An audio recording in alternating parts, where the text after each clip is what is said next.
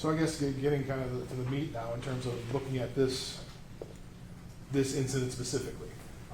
Did you come to any conclusions in terms of different types of actions that were taken by the defendant during this interaction with Patrick? Yes, I did. I guess starting off the first thing, starting off with what happened at the beginning. What were your conclusions? So again, I'm looking at all of the decisions that were made. The sort of initiating decision here, the first level decision, is the decision to stop the car, to initiate a traffic stop. Generally accepted in policing that when officers have reason to believe that there is a traffic infraction, that you can stop a car. My understanding is that there was an improperly displayed license plate on the car. That's a traffic infraction. So stopping a car for that reason is consistent with generally accepted principles and practices in policing. So a reasonable officer in that circumstance would have done the same thing? Yes. What about your next analysis? I believe the next opinion related to Officer Schurr's attempt to grab Patrick after he got out of the car and began to walk away. That use of physical grabbing, it's a use of force. It's a relatively low-level use of force. Comparing, again, the nature and severity of the officer's use of force, which is relatively low risk. That is, when we're identifying nature and severity of force, we're really looking at what is foreseeably likely to happen, and just grabbing someone is not foreseeably likely to do very much, so it's a fairly low-level use of force. Nature and severity of the threat that Patrick's actions presented there.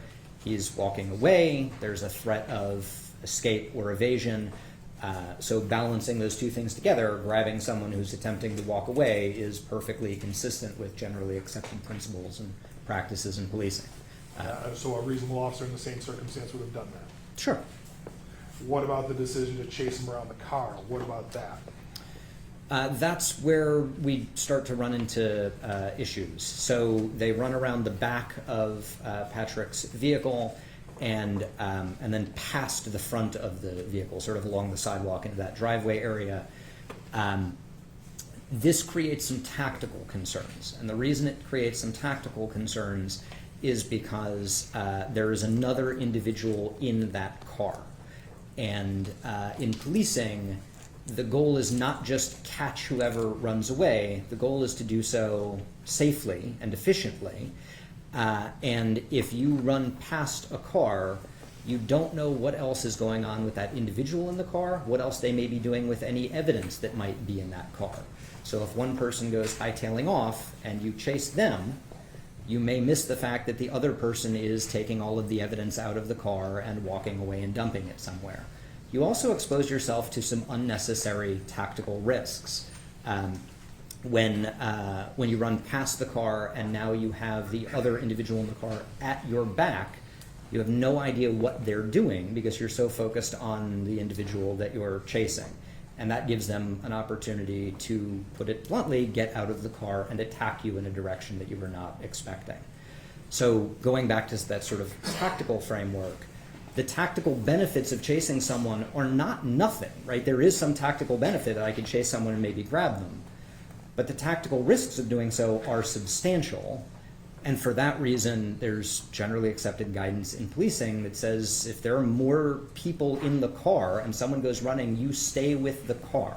There's a pretty good chance that you're going to be able to identify whoever ran by talking to the people in the car. That gives you the opportunity to collect any evidence in the car. And if you can identify them and collect evidence by talking to the people in the car, you just get a warrant and catch them later. Doesn't mean they get away scot-free. You just may get them, later that day or tomorrow or something. Now, when you say generally accepted police practice, specifically on foot pursuits, what is there anything, a background, if you will? What sort of things you're relying on to say that is a tactically bad decision? Sure. For an officer? Yeah, so there's now a lot of guidance on foot pursuits, including from the International Association of Chiefs of Police, the Department of Justice, and others that have pointed out that foot pursuits are an indication not just that someone is trying to escape, but that someone is more likely to resist at the end of that foot pursuit. If they're already running, they may try and push you off of them. or they may even be, direct violent or assaultive action toward the officer with their attempt to escape. So because of that reason, even ignoring someone else in the car, the general guidance in policing is that when you are chasing someone on your own, you do not actually want to catch them until you have another officer present, right? You want to keep them in sight until there are additional officers on scene, so that, to put it bluntly, so it's not a fair fight, right? You don't want it to be a fair fight one-on-one. You want the officers to outnumber the person that they are attempting to take into custody. When you add other people in, and like the person sitting in the car, again, there are tactical considerations beyond just catch the person who is running, like the ones that we mentioned. So the International Association of Chiefs of Police, for example, reminds officers that they have to consider that totality of the circumstances, including other people who may be running or who may not be running, but may choose to involve themselves in the scuffle after that. So then look, kind of the next step, and I wanted to, because Nick's going to testify tomorrow, or maybe later on today, depending on how things go. I want to kind of go over skip over the taser, leave that for him. Sure. In terms of following up the next aspect. Did you have an opportunity to take a look at Grand Rapids police policies and procedures as part of your analysis of all this? Yes, it did. Okay. I'm going to show you what has been entered into evidence as Exhibit 32. You recognize that? I do. And in terms of that document, that's one of the documents you reviewed as part of your analysis of this case. Yes. I think maybe it's the second or third page on that. There's a policy changes, if you will, 2020 policy changes. Yes. Got on page 3 or 4? Can't remember. Policy changes is on page 4 here. Okay. I don't mean to interject, but we have everything match what the professor is. Can I get a copy of Exhibit 32? Would you like to look at it? Yeah, just to clear up confusion.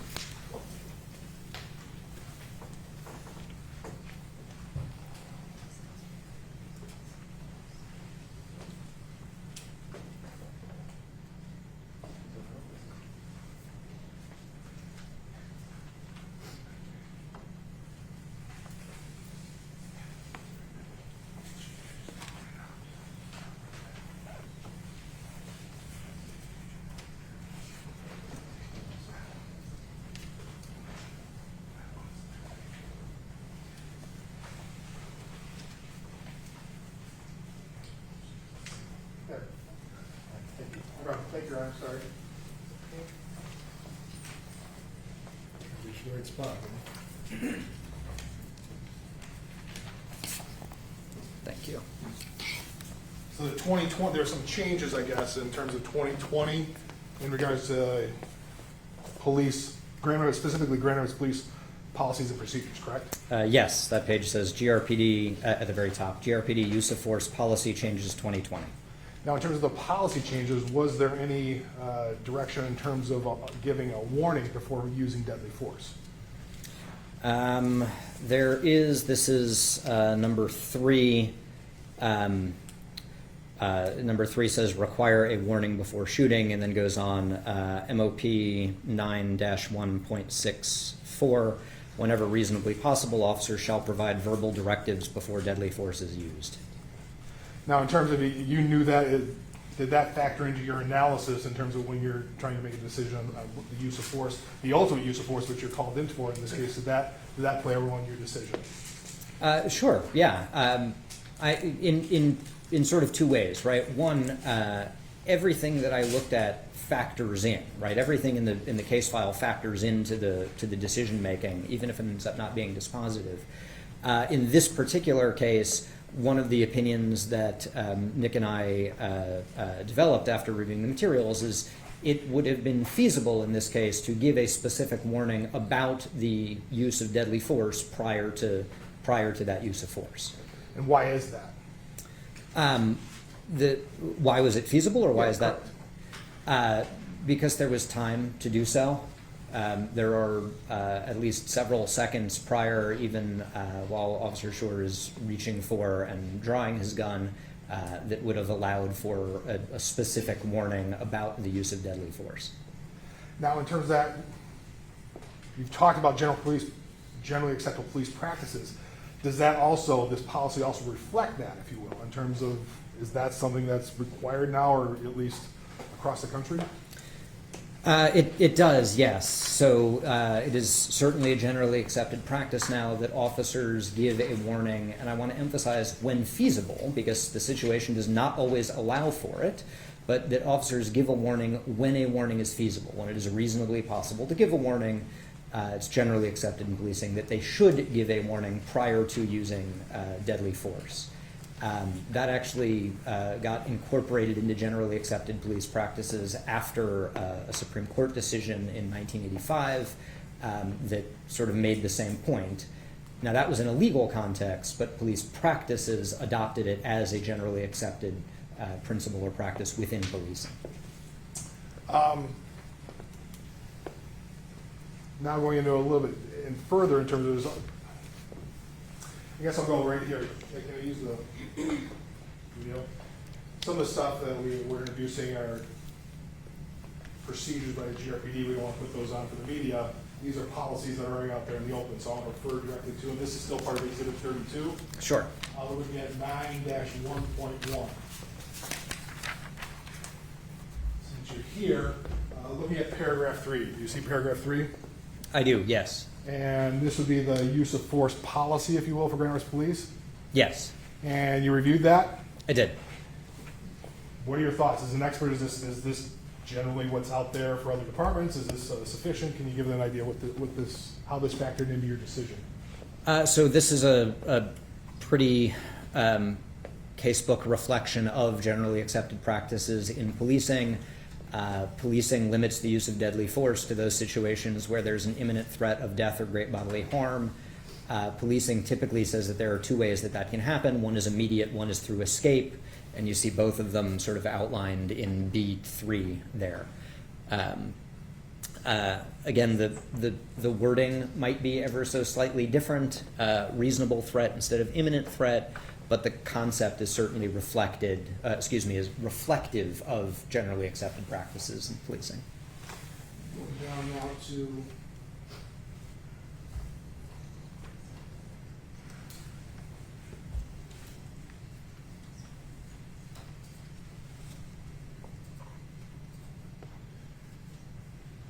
this is 9.14. I don't want to shrink it too much. You can see it just a little bit at the top. 9-1.4. Okay. You have another definition of deadly force under C. I want to object to the record. The policy that the witnesses testified about is from 2017, and the policy that was in place may be very similar, but it has not been established that this policy was in place at the time of the incident. So he's testifying about something that's completely irrelevant. I think this is the same policy that they were trained on. This is part of the training that was given to the officers at the time, so they can rely on it. At which time? This was back, I don't have the thing, this is 2020, that policy 2017 at the bottom, but this was also given in 2020. So this is still part of the same policy, and this is part of the training that was given to Officer Schurr through his career. Yeah, there's clear policy from January 19, 2021 that came from GRPD. It may be very similar, but there may be differences. But these are already admitted, Your Honor. These are already admitted, Your Honor. Right, is that admitted as an exhibit? It's already admitted as an exhibit, so This one's the 2017 policy is admitted. Okay. But And so it's your not- objection it's is- relevant. What does it matter? Are you saying that the exhibit's not relevant? Right. But it's Well, I'm already saying his admitted. testimony's not relevant. I didn't know the relevance. So his testimony about an admitted exhibit, I would think would be relevant because it's already admitted. To the extent that it's different, then obviously that would be something you can admit if there's a newer, different policy.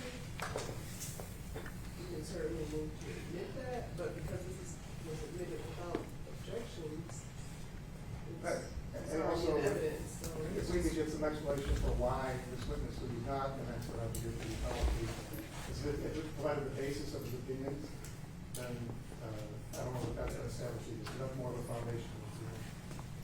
That's what I just asked him. Tell you what, That he's an expert on your details. no, what role did this play in his decision? Okay, so I'll allow him to answer that question. Maybe it didn't play any role, because then that would be a kind of a moot point. So I just can answer that question, but again, I can't say that the exhibit's not relevant or that this witness's testimony regarding an admitted exhibit is irrelevant, because we can only use the facts that are in evidence and information that is in evidence, and the exhibit is in evidence. So you may answer that question if you're interested. Could you ask that question one more time? Just to say, Sorry. this was one of the things you reviewed as part of your analysis of this entire case. Yes. And looking at 3C, they talk about objectively reasonable control of the situation. Is that a term you're familiar with? It's 3C under 1.4. Yes. What does objectively reasonable mean to you? That is the phrase in policing that is the generally accepted standard for police uses of force. They must be objectively reasonable. That language, generally accepted in policing, after policing adopted it from a 1989 Supreme Court case. And so that's part of the analysis, not only for HRPD, but that's something that you're familiar with and used in your analysis of this case. Yes.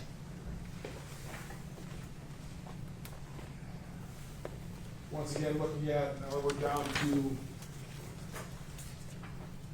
9.15. I'm sorry, what page are we on? And then the page there, it's just policy 9-1.5. Page 10 of the PDF? Or of the... So in terms of the totality, you talked about the totality of the circumstances.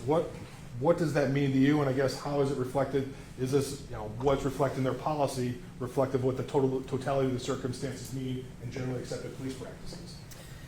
Yes, so totality of the circumstances here when you're analyzing use of force, it means you look at all of the facts and circumstances that the reasonable officer on the scene would have been aware of, the facts and circumstances that were available for an officer to observe and draw conclusions from. We want to avoid artificially limiting that, because ultimately an officer should be basing their decision on the information that's available to them. And there's some information that is maybe potentially relevant, and there is other information that's far more likely to be relevant, right? So for example, like the phase of the moon is not particularly relevant to a use of force. It might be relevant if it happened at night and we're talking about ambient lighting conditions. Ambient light is part of the totality of the circumstances. What I see this list of 1 through, it goes down to 15, as is a summary of relevant or potentially relevant factors that can make up, don't necessarily, because they may not be present in every case, but they can make up the totality of the circumstances that we review in determining the threat that the subject presents and whether the officer's use of force is proportional to it.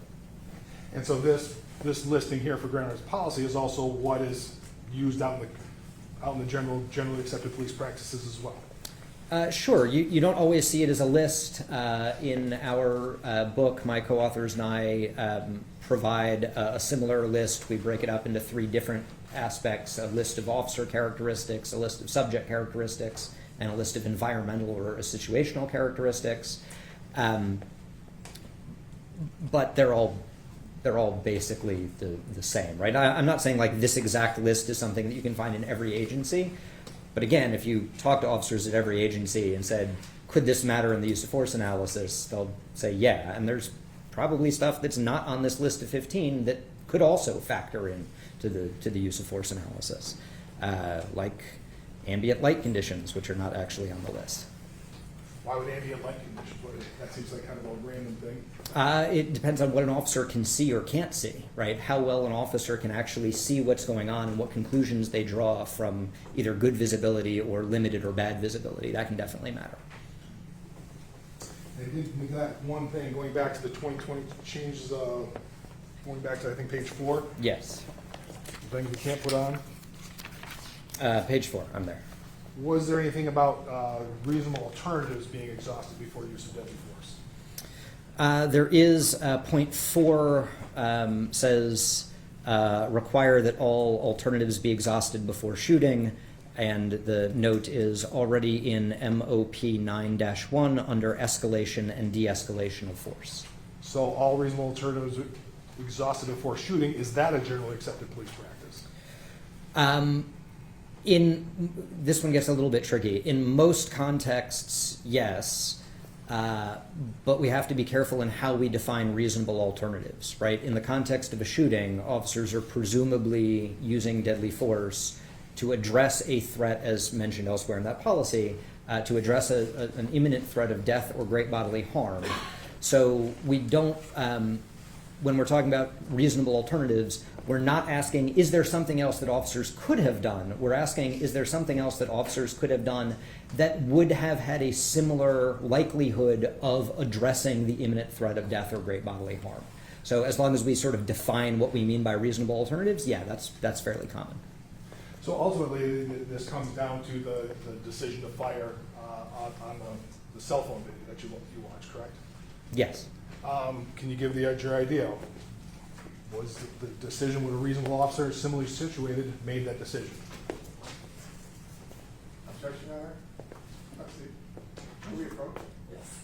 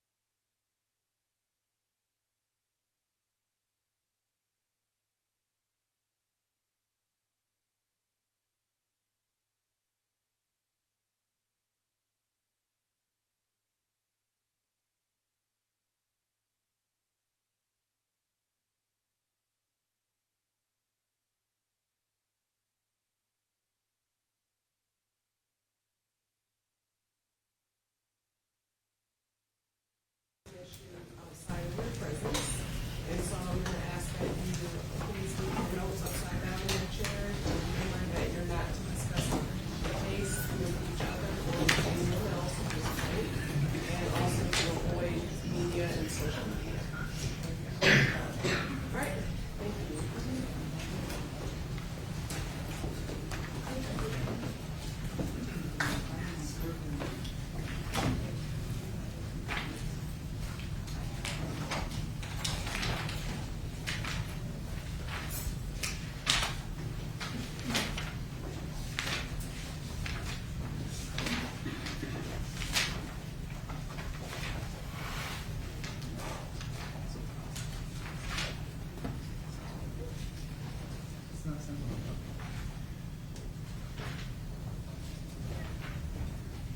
Thank you. You may be seated.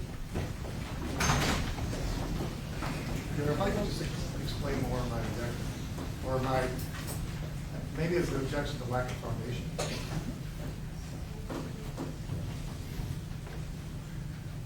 So you want to Can I- make more of a foundation? Well, I don't even know. Easy objection. And that's, I'm just confused, Your Honor. And the reason is, my understanding was that Opinion 7, Officer Schur's use of deadly force against Mr. Loyola was unreasonable, excessive, and contrary to generally accepted police practices because he supposedly didn't know that there was a second, or he did know the second discharge had been fired, and therefore he wasn't in fear of great bodily harm or death, and therefore was unreasonable. And he hasn't gone through that. He's just saying, well, do you think in general that this was excessive? But the report talks about why he thinks it's excessive. I think the question was, would a similarly situated officer have made the same decision? But he hasn't talked about what the situation is yet. I understand that Mr. Bloomfield's going to testify about this opinion. So then you just wanted to talk more about the It's situation? well, Mark, which expert is going to talk about this situation? Because he suggested that Mr. Bloomfield is going to talk about the ones involving the taser, and this one does. And then Mr. Stoughton is going to talk about, I think, the foot chase and the failure to give a warning. Sure. You know, we can't say Officer Schurr did this. We've talked this over and over, that a reasonable officer similarly situated, in his opinion, number 7, Officer If you Schurr. direct me to the page, so I can. This is get page it. 63, 63 of this report. Officer Schur's use of deadly force against Mr. Loyola was unreasonable, excessive, and contrary to generally accepted police practices. So that's essentially what I asked him, except I can't say Officer Schurr, I have to say a reasonable officer similarly situated. I agree with that. And if you let me finish, I'm sorry, Mr. Becker. I can, just because I'm starting out with that, and then I can say, can you explain why that is? He won't let me do that because, you know, I don't have to do my direct based on what he'd like to hear first. I agree, Your Honor. Oh. I'm sorry, but I thought Mr. Bloomfield was testifying about that. Okay, Because so this we is can have based on Schur's- tasers. Right, but And- you didn't ask him about a taser. He's about to. Well, you didn't, so you're objecting about something that hasn't happened. It's like, I don't know how I'm supposed to rule on. Well, because he's gonna give his ultimate opinion about the taser before he established that he's a taser He expert. hasn't asked him anything about it. It's still part of his opinion. I can not go into the decision. It's one of the things, but I don't have to get into his details of a taser. That's part of the whole thing. He's been testifying about the totality of the circumstances. But you're okay with that question? You can answer that. The Assuming question that that- you objected to. Yeah, I assume he's gonna go into the opinion number 7. Is he going to go into opinion number? That's part of his opinion. Now, I'm not going into details with him, but that's part of the things, the basis. He did it jointly with Nick, and so they can say, okay, Nick is going to testify to that. Okay. You don't have the jurors come back in. That was a short break for them. What should I be able to voir Professor Stoughton on whether or not he's a taser expert, because that's the basis of this opinion. If he asks him a question that requires a response from a taser expert, then yes. Okay. But that question that he just asked, I don't believe does that. Yeah.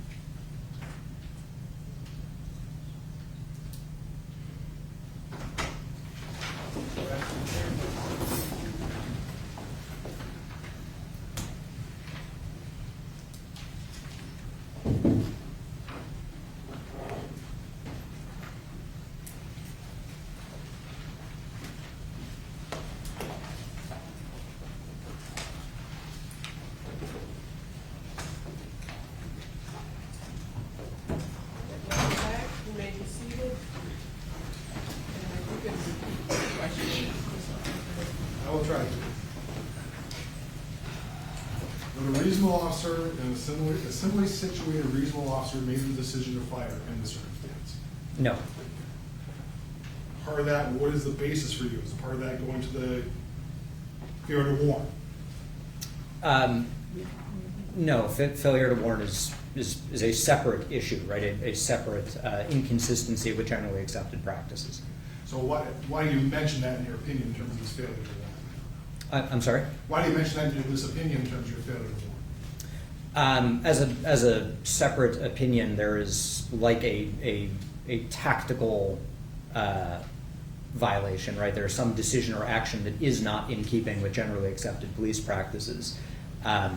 Failure to warn prior to the use of deadly force is one aspect, but is separate and distinct from whether the use of deadly force was professionally appropriate. That is, you could have one without the other, right? You could have a warning where deadly force is inappropriate, or you could have no warning where deadly force is appropriate, or any combination. What about the imminent threat aspect of it? The imminent threat in this situation, was there an imminent threat? Not, in my opinion, one that justified a use of deadly force. Why is that? In order to justify a use of deadly force, it's generally accepted in policing that there has to be an imminent threat of death or great bodily harm. That is, the subject has to have, or to be entirely precise, reasonably appear based on the information available, have the ability, the opportunity, and the intention to cause serious bodily injury or death. In my opinion, that was lacking in this case. So that leads to your conclusion in terms of the unreasonableness of the decision to fire. A reasonable officer would not have done the same thing. That's correct. One more, Your Honor.